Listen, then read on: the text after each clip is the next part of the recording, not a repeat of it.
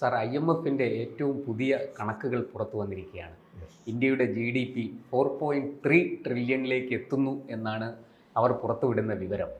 വളരെ വൈകാതെ തന്നെ ജപ്പാനെ മറികടക്കും ഇന്ത്യ സമീപഭാവിയിൽ, ഏതാണ്ട് ഒരു വർഷത്തിനുള്ളിൽ എന്നൊക്കെയാണ് കേൾക്കുന്നത്. എന്താണ് അങ്ങേക്ക് ഇതേക്കുറിച്ച് പറയാനുള്ളത്? ഭാരതത്തിൽ 1947 ജനിച്ചു വീണ ഓരോ കുഞ്ഞും ഒരു ദരിദ്ര രാജ്യത്തിലാണ് ജനിച്ചു വീണത് എന്ന ഓർമ്മപ്പെടുത്തലോടെയാണ് വളർന്നത്. ആ ഒരു കാലഘട്ടം ഏതാനും ഒരു 5 പതിറ്റാണ്ടെങ്കിലും നീണ്ടുനിന്നു. നമ്മുടെ നേതാക്കന്മാരെല്ലാം ഭാരതത്തെ ഒരു വികസ്വര രാജ്യമായി അല്ലെങ്കിൽ വികസിക്കാൻ വെമ്പുന്ന രാജ്യമായി വിശേഷിപ്പിച്ചിരുന്നു. അതായിരുന്നു നമ്മുടെ നറേറ്റീവ്. നമ്മൾ എയ്ഡിന് വേണ്ടി, ലോണിന് വേണ്ടി, കൺസെഷൻസിന് വേണ്ടി ഒക്കെയുള്ള നയതന്ത്രങ്ങൾ നമുക്കുണ്ടായിരുന്നു. പക്ഷേ ഇപ്പോൾ അങ്ങനെയല്ല. ലോകത്തിൻ്റെ ഏറ്റവും ഉന്നത ശ്രേണിയിൽ, അതാണല്ലോ G20, economically advanced, industrially forward രാജ്യങ്ങൾ, അതായത് നെറ്റ് വർത്തിൻ്റെ കാര്യത്തിൽ ഏറ്റവും മുകളിൽ നിൽക്കുന്ന, ലോകത്തെ എല്ലാ രീതിയിലും ഡെമോക്രാറ്റൈസേഷൻ ഒരു ഘടകമാണ്, ഇക്കോണമി ഒരു ഘടകമാണ്, സ്റ്റെബിലിറ്റി ഒരു ഘടകമാണ്.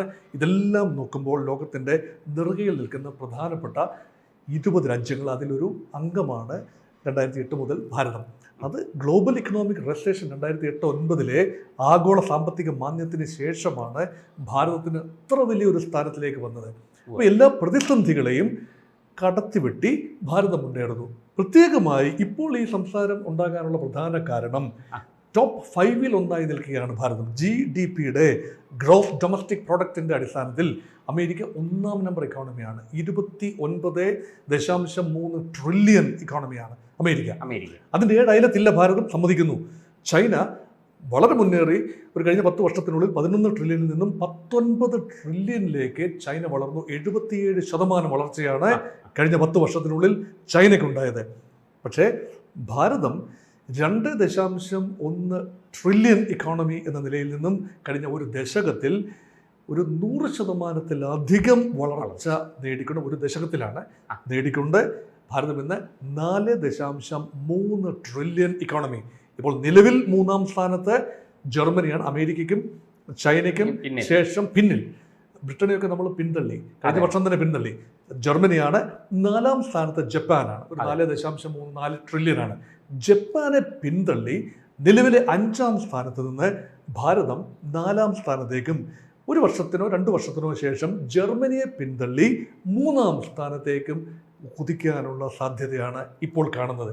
അതുകൊണ്ട് ഭാരതത്തെ ഒരു ദരിദ്ര രാജ്യമെന്നോ അല്ലെങ്കിൽ അവികസിത രാജ്യമെന്നോ വികസ്വര രാജ്യമെന്നോ ഉള്ള ഒരു നാമധേയം ഭരണകർത്താക്കൾ ആരും തന്നെ കഴിഞ്ഞ ഒരു പതിറ്റാണ്ടിനുള്ളിൽ ചെയ്തിട്ടില്ല എന്നതും പ്രത്യേകതയുള്ളതാണ്. അതുകൊണ്ട് നമ്മളെ തന്നെ പൊസിഷൻ ചെയ്യുന്നത് ഒരു വികസിത രാജ്യമായിട്ടാണ്, വികസിത് ഭാരത്. അത് ഇപ്പോഴത്തെ സാമ്പ്രദായിക വികസന സങ്കല്പം അനുസരിച്ച് അമേരിക്കയോടോ യൂറോപ്യൻ സമൂഹത്തോടോ ഒക്കെ കിടപിടിക്കാവുന്ന രീതിയിൽ 2047-ാം വർഷം, അതായത് ഇൻഡിപെൻഡൻസിൻ്റെ 100-ാം വാർഷികത്തിൽ എത്തി നിർത്തണം. GDP ഉൾപ്പെടെയുള്ള, GDP അല്ല, പെർ ക്യാപിറ്റ ഇൻകം ഉൾപ്പെടെയുള്ള കാര്യത്തിൽ. ഇപ്പോൾ ഏക വറി എന്ന് പറയുന്നത് 144 കോടി ജനങ്ങൾ, ആ നമ്പർ ഈ പറഞ്ഞ GDP-യുമായിട്ട് ഹരിച്ചു നോക്കുമ്പോൾ ആളോഹരി വരുമാന കാര്യത്തിൽ ഇന്ത്യ 100-ാം സ്ഥാനത്തിനും താഴെയാണ്. 193 രാജ്യങ്ങളുടെ പട്ടികയിൽ വളരെ താഴെയാണ് ഇന്ത്യയുടെ സ്ഥാനം. അതുകൊണ്ട് വിതരണ പ്രക്രിയ മെച്ചപ്പെടേണ്ടിയിരിക്കുന്നു. ദാരിദ്ര്യ നിർമ്മാർജ്ജനം കൂടുതലും ഊർജിതമാക്കേണ്ടിയിരിക്കുന്നു. വിതരണത്തിലൂടെ വലിയൊരു വിഭാഗം ആളുകൾ, ഡിസ്ട്രിബ്യൂട്ടീവ് ജസ്റ്റിസ്, ഇത് ആവശ്യമാണ്.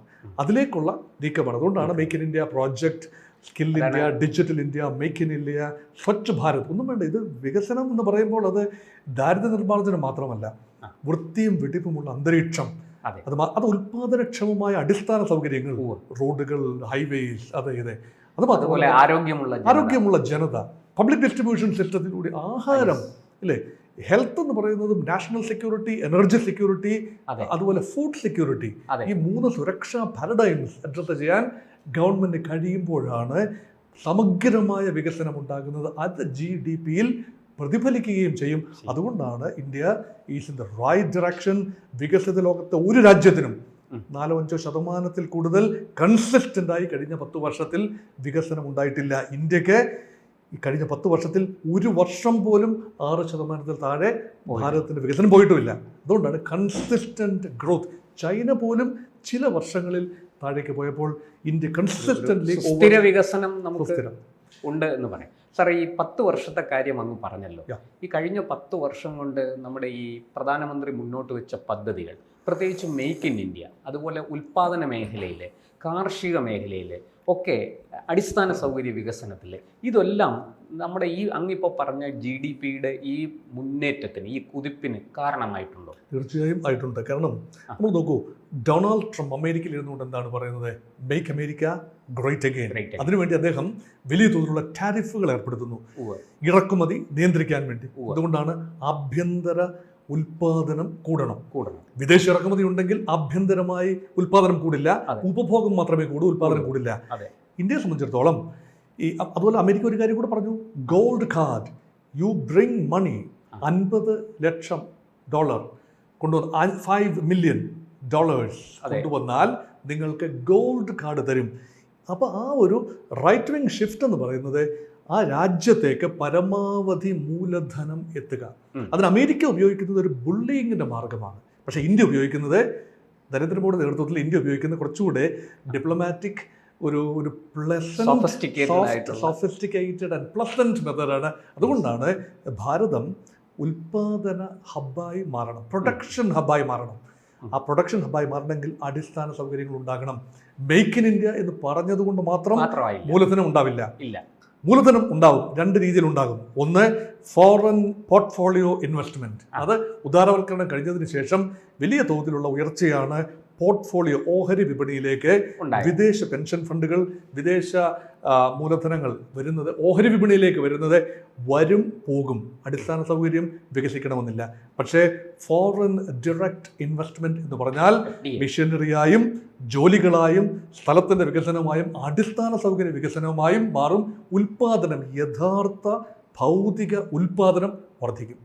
ആ ഒരു ട്രസ്റ്റാണ് മേക്ക് ഇൻ ഇന്ത്യ പ്രോജക്റ്റ്. അതിനോടൊപ്പം ചേർത്ത് വായിക്കേണ്ടതാണ് ഡിജിറ്റൽ ഇന്ത്യ, ഡിജിറ്റലൈസേഷൻ. കാരണം എപ്പോഴും ഈ ലേബർ ഇൻറ്റൻസീവ് മാത്രമാകാൻ സാധിക്കില്ല. ഡിജിറ്റൽ രംഗത്ത് വളരെ വലിയ മാറ്റങ്ങളാണ് ആവശ്യം. അതുപോലെ സ്കിൽ ഇന്ത്യ, അൺസ്കിൽഡ് ലേബറേഴ്സ് അല്ല ഇവിടെ ആവശ്യം. തീർച്ചയായിട്ടും അവരെ ചേർത്ത് പിടിക്കേണ്ടതുണ്ട്. സാമൂഹ്യ സുരക്ഷാ പദ്ധതികൾ അവർക്കായി ഒരുക്കേണ്ടതുണ്ട്. അതേസമയം തന്നെ അവരെ സ്കിൽഫുള്ളാക്കി മാറ്റുക. ഭാരതത്തിൻ്റെ ഏറ്റവും വലിയ ശക്തി എന്ന് പറയുന്നത് മൃദുശക്തിയാണ്. അത് നമ്മുടെ ജനതയാണ്. Technically skilled, professionally equipped population. ആ പോപ്പുലേഷൻ്റെ ക്വാളിറ്റി കൂടുക എന്നത് ഒരു രാജ്യത്തിൻ്റെ വികസന സങ്കല്പത്തിന് വളരെ പ്രധാനപ്പെട്ടതാണ്. അതുകൊണ്ടാണ് സ്കിൽ ഇന്ത്യ.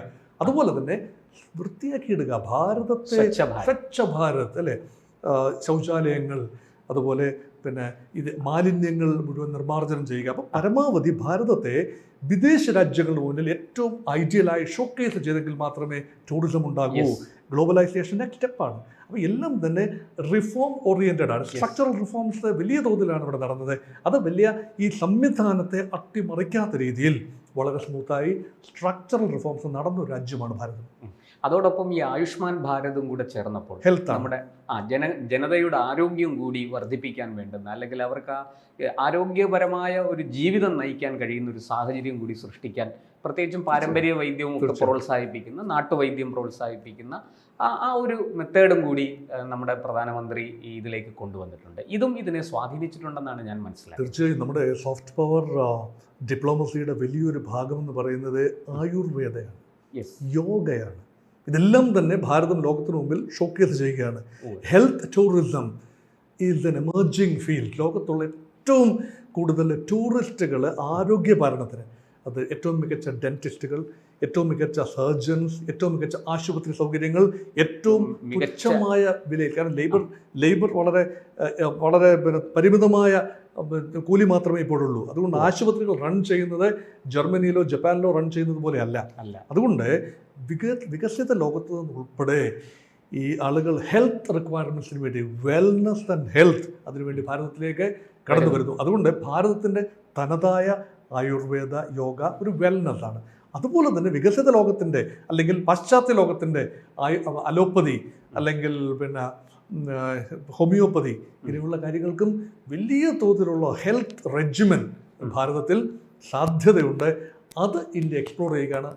അതും ഈ വികസന സങ്കല്പത്തിൽ GDP സൃഷ്ടിക്കുന്നതിൽ വലിയ പങ്കാണ് ആയുഷ്മാൻ ഭാരത് ഉൾപ്പെടെയുള്ള പദ്ധതികൾ നിർവഹിക്കുന്നത്. തീർച്ചയായിട്ടും. എന്തായാലും നമ്മൾ ഈ പറഞ്ഞതുപോലെ വൈകാതെ തന്നെ എനിക്ക് തോന്നുന്നു വരുന്ന ഒരു വർഷത്തിനുള്ളിൽ ജപ്പാനെ പിന്തള്ളി നമ്മൾ മുന്നോട്ട് കുതിക്കും എന്നാണ് കണക്കുകൾ സൂചിപ്പിക്കുന്നത്. അതുപോലെ തന്നെ ജർമ്മനിയെ വൈകാതെ നമുക്ക് പിന്തള്ളി 3-ാം സ്ഥാനത്തേക്ക് എത്താം. അവിടുന്ന് പിന്നെ 2ലേക്ക് കുറച്ച് പ്രയാസമുണ്ട്, ഈ പറയുന്നത് പോലെ കുറച്ച് കാലം എടുത്തേക്കും. എങ്കിലും ഈ 4ഉം 3ഉം സ്ഥാനങ്ങൾ മറികടക്കാൻ നമുക്ക് അധികം സമയം വേണ്ടി വരില്ല എന്നാണ് ഇപ്പോഴത്തെ ഈ IMFന്റെ വെളിപ്പെടുത്തലിലൂടെ വ്യക്തമാകുന്നത്. 2ാം സ്ഥാനത്തേക്ക് എത്തുന്നത് അസാധ്യമല്ല. ഇപ്പോൾ 1ാം സ്ഥാനത്തുള്ള രാജ്യം 3ാം സ്ഥാനത്തേക്ക് വരാനുള്ള സാധ്യതയാണ് അടുത്ത 20 വർഷത്തിനുള്ളിൽ. അത് യുണൈറ്റഡ് സ്റ്റേറ്റ്സ് ഓഫ് അമേരിക്കയാണ്. അതെ. കാരണം ഈ പാരഡൈം മാറുമ്പോൾ ചൈനയ്ക്കും ഇന്ത്യക്കും തന്നെയാണ് ഇനി വരുന്ന നൂറ്റാണ്ടിൽ പ്രസക്തി. കാരണം ആ ഒരു പ്രൊഡക്റ്റീവ് പോപ്പുലേഷൻ്റെ എണ്ണം അത് ചൈന ഇന്ത്യയും വെല്ലാൻ അമേരിക്ക കഴിയില്ല. ഇൻഫ്രാസ്ട്രക്ചറിന്റെ കാര്യത്തിലാണ് ഇപ്പോൾ പിന്നിൽ നിൽക്കുന്നത്. അത് പരിഹരിച്ചു കഴിയുമ്പോൾ വലിയ തോതിലുള്ള ഇൻവെസ്റ്റ്മെന്റ് ഓപ്പർച്യൂണിറ്റീസ് ആണ് ഇനി ഗ്ലോബലൈസ്ഡ് വേൾഡ് ഉണ്ടാകുന്നത് ഈ രണ്ട് രാജ്യങ്ങൾ. അതുകൊണ്ട് അമേരിക്കയുടെ ഇപ്പോഴത്തെ 1ാം സ്ഥാനം ഒരുപക്ഷെ ഇളക്കം തട്ടും. ചൈന 1ാം സ്ഥാനത്തേക്ക് കയറുകയും ഭാരതം ഒരു 25 വർഷത്തിനുള്ളിൽ 2ാം സ്ഥാനത്തേക്ക് എത്തുകയും ചെയ്യാനുള്ള സാധ്യതയുണ്ട് GDP കണക്കിൽ. പക്ഷേ യഥാർത്ഥത്തിൽ അന്തിമമായ വികസനം എന്ന് പറയുന്നത് ജനങ്ങളിലേക്ക്, പെർ ക്യാപിറ്റ ഇൻകത്തിന്റെ രൂപത്തിലേക്ക്, അല്ലെങ്കിൽ ജനങ്ങളുടെ എംപവർമെന്റിലേക്ക്, ഏറ്റവും താഴെ തട്ടിൽ. അവിടെയാണ് ഗാന്ധി ഉൾപ്പെടെയുള്ള മഹാത്മാഗാന്ധി ഉൾപ്പെടെയുള്ള ആളുകളുടെ പ്രസക്തി. വികേന്ദ്രീകരണം അല്ലെ, സർവോദയ, ജയപ്രകാശ് നാരായണ സർവോദയം, ഗാന്ധിയുടെ അന്ത്യോദയം എല്ലാം തന്നെ വളരെ പ്രധാനപ്പെട്ടതാണ്. അവസാന ആളിന് റസ്കിന്റെ അൺ ടു ദി ലാസ്റ്റ് അല്ലെ, വികസനത്തിന്റെ അവസാന ആളിലേക്ക് പോലും രാജ്യത്തിന്റെ വികസനത്തിന്റെ എത്തുക എന്നതാണ്. ഏറ്റവും താഴെത്തട്ടിൽ ഏറ്റവും അവസാനത്തെ ആളിന് വരെ കിട്ടണം. അപ്പോഴാണ് അതുവരെ നമുക്ക് വിശ്രമമില്ല. കൂടുതൽ വാർത്തകളും വിശേഷങ്ങളും നിങ്ങളിലേക്ക് എത്താൻ ABC മലയാളം സബ്സ്ക്രൈബ് ചെയ്യുക, ബെൽ ബട്ടണും അമർത്തുക.